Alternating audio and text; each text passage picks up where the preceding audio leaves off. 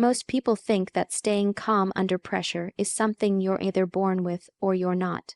They assume emotional composure is a trait, something that belongs to the lucky few, but that's not true. Emotional control is a trained skill, not a genetic gift. Just like learning how to shoot a weapon or interview a suspect, staying calm is something you build, practice, and master. And the sooner you understand that, the sooner you take control of your reactions and your life. Think about this: if you want physical strength, you go to the gym, you lift weights, you build muscle. You don't expect your body to just perform under pressure if you haven't trained it. The same principle applies to your mind. Mental and emotional strength are the result of intentional repetition. You don't get stronger by avoiding tough situations. You get stronger by going through them, by choosing to respond differently, even when you don't feel like it. When I was in the Secret Service, we were constantly placed in high-stress environments. Loud noise, intense confrontation, fast decisions, but we were trained relentlessly, and that's what kept us composed. Training changes your default response. You don't wait for panic to decide how you'll react. You decide in advance. You rehearse your behavior, your words, your tone. Over time, this becomes who you are. That's not faking it. That's mastering yourself. Emotional control starts with awareness. You can't change what you don't notice. You have to become a student of your own behavior. How do you react when someone disrespects you? When you feel ignored, when you're challenged publicly. These are the moments when your emotional muscle is tested. And the goal isn't to eliminate emotion. That's impossible. The goal is to create space between the trigger and the response. That tiny pause is where your power lives. In that pause, you get to decide, do I need to respond? What's the outcome I want here? Am I giving away my power by reacting emotionally? Most people skip that step. They react and then regret. They explode and then apologize. But the high performers, the ones who influence others and move through life with grace and power, they live in that pause. They don't let the outside world hijack their inner world. So how do you build that kind of pause? Start small. Pick one thing today that usually irritates you. Maybe someone talking over you, maybe a rude comment, and practice holding your reaction. You don't have to love what happened. You don't have to pretend it's okay. You just decide not to let it shake your core. You give yourself permission to sit with the discomfort and still stay composed. That's strength. You also need to reframe what emotional control means. It's not bottling things up. It's not avoiding confrontation. It's the opposite. It's facing everything. But from a grounded place, you can set boundaries without yelling. You can disagree without being disrespectful. You can speak truth without losing your cool. In fact, you're more powerful when you do. People stop listening when you scream. They lean in when you're calm, clear, and commanding. I want to be very clear. This takes work. You will fail. You will lose your cool sometimes. That doesn't mean you're weak. It means you're human. But every time you catch yourself and correct it, you're building that emotional muscle. And just like with any workout, repetition is everything. If you only practice when it's easy, you're not training. You're coasting. You have to apply these tools when it's hard. When you're tired, triggered, frustrated. That's when it counts most. You must also protect your emotional energy. You can't practice control if you're constantly drained. That means getting enough sleep, fueling your body right, staying around people who support your growth, not ones who constantly pull you into drama. Your environment either helps you sharpen your skill or makes you dull. Choose it wisely, and remember, emotional control isn't about suppressing your identity. It's about revealing your most powerful self. When you stay calm, you're not smaller, you're bigger. You see more, hear more, lead better. You gain influence.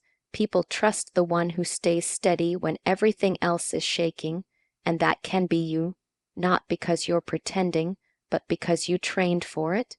It doesn't matter where you started. You can be someone who used to overreact, used to cry at criticism, used to yell when challenged. You can change that story. You can write a new script. The version of you who stays calm under fire isn't some imaginary person. That version is built, one moment of discipline at a time. And here's what's beautiful about it. The more you train this skill, the less the world can rattle you. the less power people have over you. You begin to act as if nothing bothers you, not because you don't care, but because you've outgrown the need to react. That's not arrogance. That's emotional maturity. That's mastery. And that's the power of learning to control what's inside when you can't control what's outside. When you react emotionally to everything and everyone around you, you're essentially handing over your power. You're putting your mood, your confidence, your peace of mind into someone else's hands. The truth is, the people who get under your skin the most are often the ones you've given too much control over how you feel. They don't even need to do much. Just a glance, a tone, a few words. And suddenly you're upset, off balance, or questioning yourself. That's not strength, that's emotional dependency, and the way to break free from it is to develop what few people truly master: detachment. Detachment doesn't mean you don't care. It means you care more about your inner world than outer chaos. It's about learning to observe without absorbing. You can witness someone's anger, criticism, or drama, and still choose not to make it part of your emotional reality. This is a discipline. It's something you train, moment by moment, interaction by interaction. And the more you do it, the more unshakable you become. Let's be clear, detachment isn't cold, it's composed, it's controlled, it's the calm that allows you to think clearly in high-stress situations. In my career as a Secret Service agent, this skill was non-negotiable. We had to make split-second decisions with lives on the line. There was no room for ego, no space for emotional reactions. Every decision had to be grounded, not reactive. And that mindset doesn't only apply to dangerous missions. It applies to daily life. Whether you're facing disrespect at work, manipulation in a relationship, or petty drama among friends, the same rule applies. Don't absorb what isn't yours. To develop this mindset, you need to understand where your reactions come from. Most of the time, it's not what someone said, it's what you believed about what they said. If someone criticizes your work, do you instantly feel small, like you're not good enough? That's not about the comment, it's about your inner dialogue. Detachment gives you the ability to pause and ask, is this actually about me, or is this about them? Are they projecting? Are they trying to provoke a response? Do I really need to carry this? Most people never ask those questions. They react out of habit. But once you start to question the automatic impulse to defend, attack, or shrink, you take your power back. Detachment is a decision to no longer be ruled by emotional bait. And people will try to bait you. They'll test you. But what disarms them isn't your rage or your explanation. It's your stillness. When you don't flinch, don't fight, and don't fumble, you leave them powerless. You become unreadable, calm, strategic. That's control. One of the biggest misconceptions about strong people is that they're aggressive or dominating. In reality, the strongest people are often the quietest in the room. They listen more than they speak, they watch before they act, and most importantly, they don't reveal every thought or feeling to the world. Why? Because they understand that not everything deserves a reaction. Some things don't even deserve a response.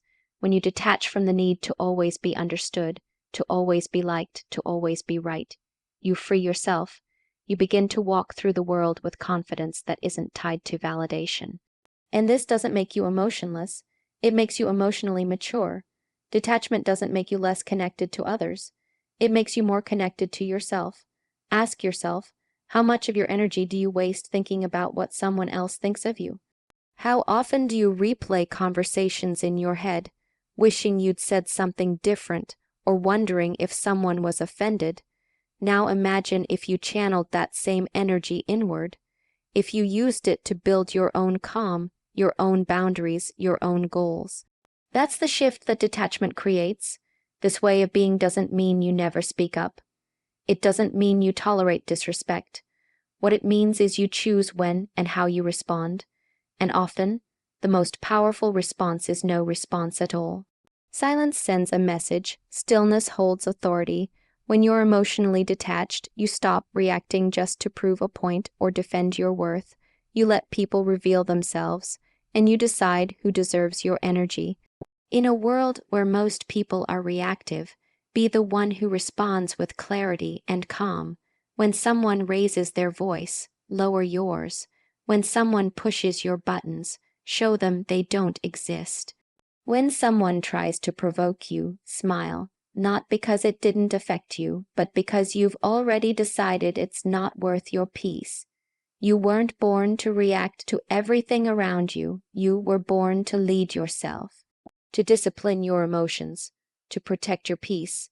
And the path to that begins with one powerful shift. Stop giving people emotional access they haven't earned. You don't have to carry every insult. You don't have to chase every disagreement, and you definitely don't have to justify your boundaries. True confidence is quiet. True strength is calm, and true power comes from choosing where your energy goes and where it doesn't. That's what detachment looks like. That's how you begin to act as if nothing bothers you, not because you're pretending, but because you've outgrown the need to react. There's an undeniable kind of power in someone who remains calm while everyone else is unraveling. You see it in high-pressure meetings, in confrontations, in moments where emotions are rising and people are looking for a reaction. The person who doesn't flinch, who doesn't rush to speak or defend, who doesn't get swept up in the chaos. That's the person who commands the room without ever raising their voice. And the truth is, silence and composure often carry more authority than any outburst ever could.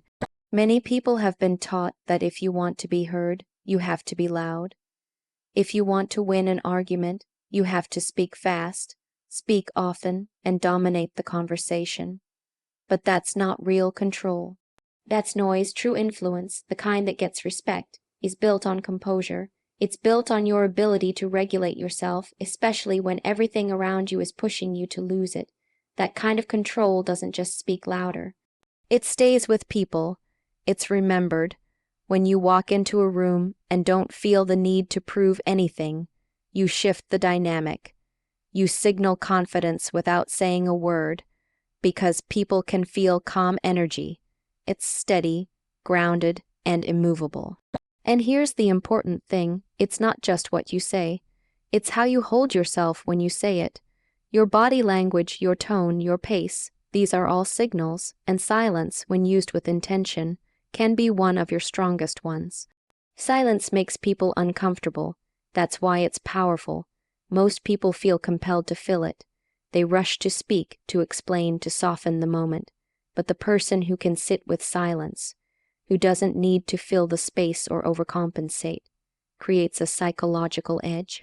In negotiations, in conflict, even in interviews, the one who controls the tempo often controls the outcome. And you can't do that if you're emotionally reactive. Let's say someone disrespects you publicly. The immediate instinct might be to push back hard, to prove your worth, to clap back. But what if you didn't? What if you paused, took a breath, and simply looked them in the eye without saying a word? That stillness alone can shake a person. Why? Because they were expecting emotion. They were expecting a reaction. When you don't give them what they were ready for, you throw them off balance, and you remain in control. I've seen this play out in the field, during interrogations, during conflicts, and even during casual conversations. The strongest presence is often the one that knows when not to speak, when to wait, when to listen, when to watch.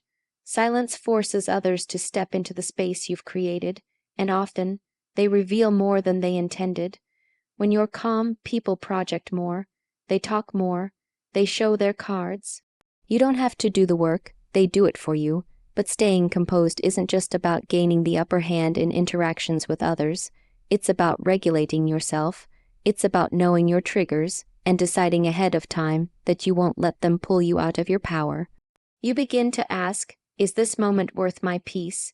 Is reacting here going to make me more effective or just more emotional? Do I want to win this battle or win the long game? Composure also gives you the chance to think clearly. Emotions cloud judgment. When you react out of anger, you often say things you regret, make decisions you can't take back, or escalate a situation that could have been neutralized with patience. But when you maintain your cool, you buy yourself time. Time to think, time to assess, time to act from a place of strength, not stress. People respect composure because it's rare, because it shows that you've mastered yourself, and let's be honest, mastery is intimidating. Most people are led by their feelings, they speak just to feel seen, they argue to feel powerful, but when you rise above that, when you carry yourself with dignity even in tense moments, you gain something far more valuable than validation. You gain respect. You don't need to tell people you're confident, let your stillness show it. You don't need to argue that you're right, let your consistency prove it, and you don't need to yell to be heard. Let your silence make people lean in. That's what influence looks like. Not noise, not control through fear, but presence. A presence that doesn't need to explain itself because it speaks through action, through energy, and through composure. Start practicing it now. When someone interrupts you, don't match their energy. When someone rolls their eyes or tries to provoke you, keep your posture. Stay calm. Don't let their lack of control steal yours. The more you do this, the more natural it becomes. You stop reacting to every little thing. You stop wasting energy on things that don't matter. And more importantly, you start building an identity that isn't swayed by outside pressure. The goal isn't to be silent all the time. The goal is to be strategic, to choose your moments, to know that your calm isn't weakness, it's intelligence, and in a world full of noise, that kind of presence stands out more than any loud voice ever could. Most people think they'll be able to stay calm and composed when life throws a curveball at them, but that's only true if you've prepared for it. You don't rise to the level of your expectations, you fall to the level of your training. And that applies to your emotional state just as much as it does to your skills, your career, or your physical endurance. You can't expect to act as if nothing bothers you if you've never trained yourself to handle stress, pressure, or conflict before it shows up. You have to condition your mind and body in the quiet moments, so you're ready for the loud ones. Training for pressure starts long before you're under it, just like special agents train for months, sometimes years, for a situation that may only last a few seconds. You must build the muscle of composure consistently, even when there's nothing major going on. Because by the time the pressure arrives, it's too late to start learning. You don't want to be figuring it out in the heat of the moment. You want it already embedded in you, reflex, not reaction. Start small. Every day brings low-level stress. Someone cuts you off in traffic, your plans get disrupted, someone's tone rubs you the wrong way. These are not random irritations, they are opportunities, training opportunities. When you decide to stay calm in those small moments, you're strengthening the mental muscle that will serve you when the stakes are high. It's not about waiting for big challenges to appear and then hoping you respond well. It's about treating every day like preparation for something bigger, because it is. People think preparation is just about what you know or what you do, but it's also about who you are becoming. Are you the kind of person who needs everything to go their way in order to stay calm? Or are you the kind of person who can stay steady regardless of the circumstances? That kind of mental and emotional steadiness doesn't come naturally. It comes with effort, with repetition, with intentional discomfort. One way to train for pressure is to deliberately put yourself in controlled discomfort. That doesn't mean you seek chaos, but it does mean you stretch your limits, wake up earlier than you want to, sit quietly with your thoughts without distraction. Have that difficult conversation you've been avoiding. Delay your gratification. Each of these actions teaches your mind that you're not ruled by impulse, emotion, or fear. You're training your nervous system to stay grounded under stress, which gives you the upper hand when real pressure comes. Another vital part of training is visualization. Top performers in every field, from athletes to military to public speakers, use this method. You mentally walk through the situation before it happens. Not just how you want it to go, but how it could go wrong. Visualize someone insulting you, someone dismissing you, someone trying to get under your skin. Then visualize yourself staying calm, breathing slowly, responding, or not responding strategically. When your mind sees it in advance, it's less surprised when it actually happens. That familiarity helps reduce panic and increases control. But training isn't just mental. Your body has to be in alignment too. You can't regulate your emotions if you're constantly overstimulated. If you're underslept, poorly nourished, or surviving on caffeine and adrenaline. That's not strength, that's survival. And survival mode kills clarity. You must learn to care for your physical system in ways that support emotional discipline. Breathwork, posture, physical fitness, all of these matter. The body tells the brain how to feel. When you train your body to stay steady, your mind follows. There's also the matter of who you surround yourself with. You can't train for peace while living in chaos. If your daily life is filled with drama, noise, and reactive people, your mind will naturally mirror that environment. It's extremely difficult to become emotionally calm in an emotionally unstable environment. That's why elite teams, whether in law enforcement, sports, or leadership, are selective. They know that energy is contagious. You can't afford to absorb the panic or negativity of those around you. Choose people who sharpen you, who challenge you to stay grounded, who practice emotional discipline themselves, and finally, training means reviewing. Just like athletes watch game footage, you need to review your own behaviors. At the end of the day, ask yourself, when was I triggered? How did I respond? Could I have handled that differently? What threw me off?